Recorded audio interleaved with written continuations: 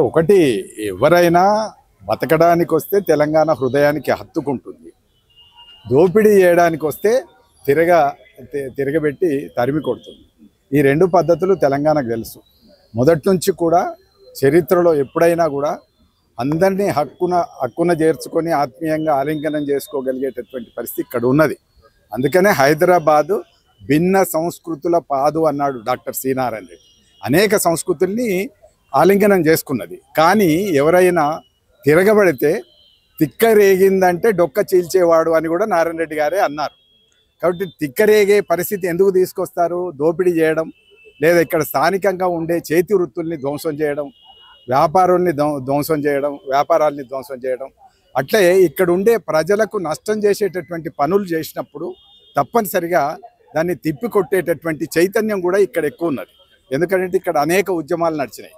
రైతాంగ ఉద్యమం నడిచింది, ప్రత్యేక తెలంగాణ ఉద్యమం నడిచింది, విప్లవోద్యమం నడిచింది, మలిదశ తెలంగాణ ఉద్యమం కూడా నడిచింది.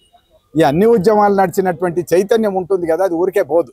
ఎవరు దోపిడీ చేసినా కూడా వాళ్లను తిరగబడి తరిమి కొట్టేటటువంటి శక్తి తెలంగాణ ప్రజలకు ఉంది, తెలంగాణ సమాజానికి.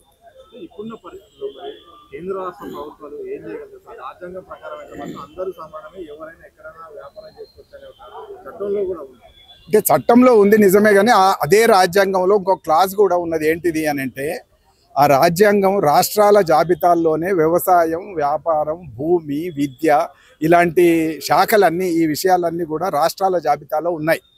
కాబట్టి ఇక్కడ వ్యాపారం కానీ, ఇక్కడ వ్యవసాయం కానీ, ఇక్కడ భూముల అమ్మకాలు కొనుగోళ్లు కానీ, విద్యకు సంబంధించిన విషయాలు కానీ ఇవన్నీ కూడా స్థానికంగా ఉండేటటువంటి రాష్ట్రాలకే వాటికి అధికారం ఉంది. కాబట్టి వాటి విషయంలో ఒక పాలసీ తీసుకోవాల్సింది రాష్ట్ర ప్రభుత్వాలే.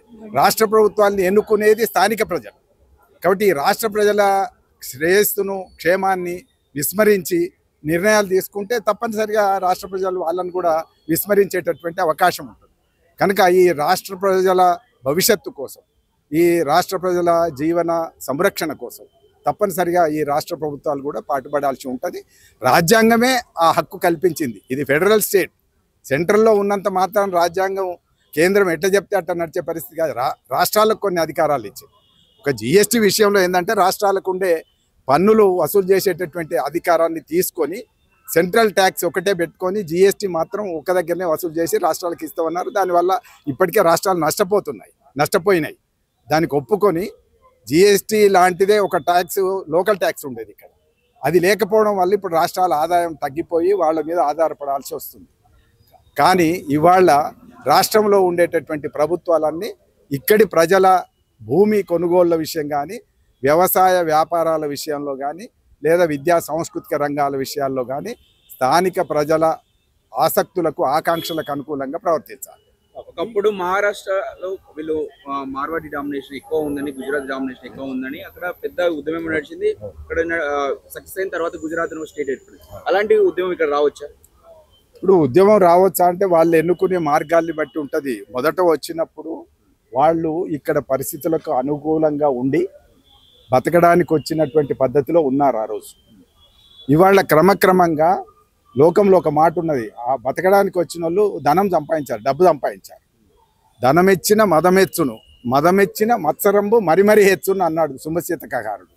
కాబట్టి ఎప్పుడైతే డబ్బు వస్తుందో దాంతో మదం పెరుగుతుంది, మదం పెరిగిన తర్వాత మత్సరం పెరుగుతుంది అని చెప్పి ఆయన చెప్పినట్టుగా ఇవాళ వచ్చినటువంటి వాళ్ళు బతుకుదెరువు విడిచిపెట్టి డబ్బు సంపాదించుకొని మామూలుగా ఉండకుండా అది తిరగబడి దమ్మున్నదా అని మాట్లాడేటటువంటి ఒక దుర్మార్గపు మాటలు మాట్లాడటం మొదలు పెడితే అది ఏ స్థాయికైనా వెళ్ళే ప్రమాదం ఉంది.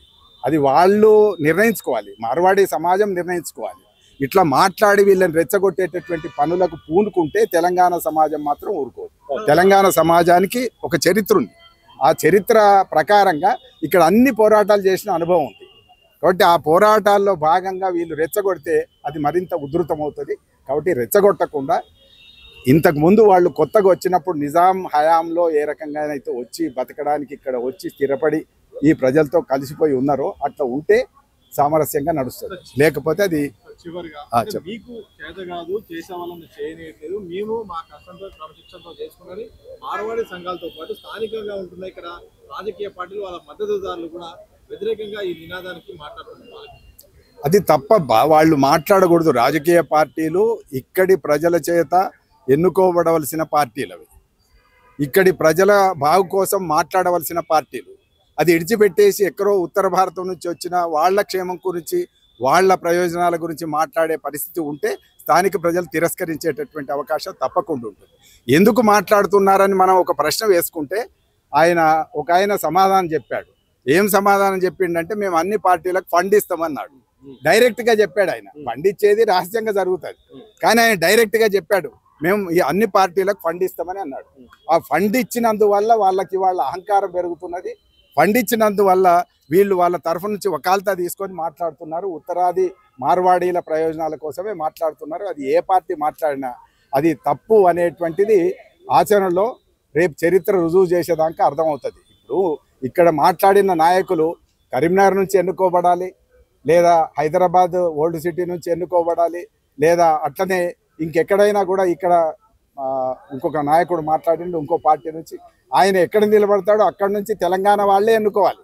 కాబట్టి తెలంగాణ ప్రజల ప్రయోజనాలే వాళ్ళ దృష్టిలో ఉండాలి, కానీ మార్వాడీల ప్రయోజనాలు దృష్టిలో పెట్టుకొని ఉంటే ఓట్ల సమయంలో ప్రజలు అన్ని గమనిస్తుంటారు. ఓట్ల సమయంలో ఏ నిర్ణయం తీసుకోవాలో ఆ నిర్ణయం తీసుకొని తప్పనిసరిగా వీళ్ళకి గుణపాఠం చెప్తారు. తెలంగాణ ప్రజలకు సంబంధించిన జనాలకు కావచ్చు, వీళ్ళకు దందాలు చేయడానికి చేత కాదు, ఈ చేతగాకనే ఇలాంటి మాటలు మాట్లాడుతున్నారు అని చెప్పేసి ఏమంటారు? ఇప్పుడు రెండు మాటలు ఉన్నాయి. దందా అనే మాటకి రెండు అర్థాలు ఉన్నాయి.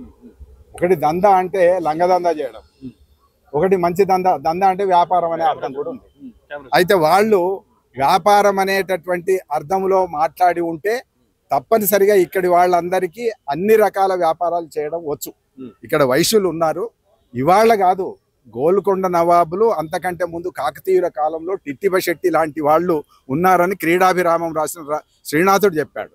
కాబట్టి ఇక్కడ వ్యాపారం ఆంధ్ర ప్రాంతం కంటే కూడా తెలంగాణ ప్రాంతంలో అభివృద్ధి చెందింది అనేది చరిత్ర నిరూపిస్తుంది. కాకతీయుల కాలంలో వ్యాపారాలు బ్రహ్మాండంగా ఉన్నాయి, అది స్థానికులు చేశారు. కాబట్టి ఇక్కడి వైశ్యులకు అన్ని రకాల వ్యాపారాలు కూడా తెలుసు.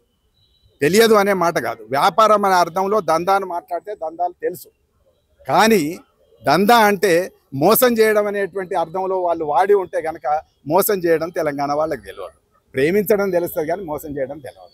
కాబట్టి మోసంతో వాళ్ళు వ్యాపారం చేస్తున్నారు అని మనం అర్థం చేసుకుంటే వాళ్ళని ఢీకొట్టడానికి మోసాన్ని విడిచిపెట్టి నిజాయితీతోనే వాళ్ళని ఢీకొట్టేటటువంటి శక్తి ఇక్కడ వ్యాపారులకు ఉంది అని మాత్రం నేను గట్టిగా బలంగా చెప్పదచ్చు. Okay sir, thank you. Thank you.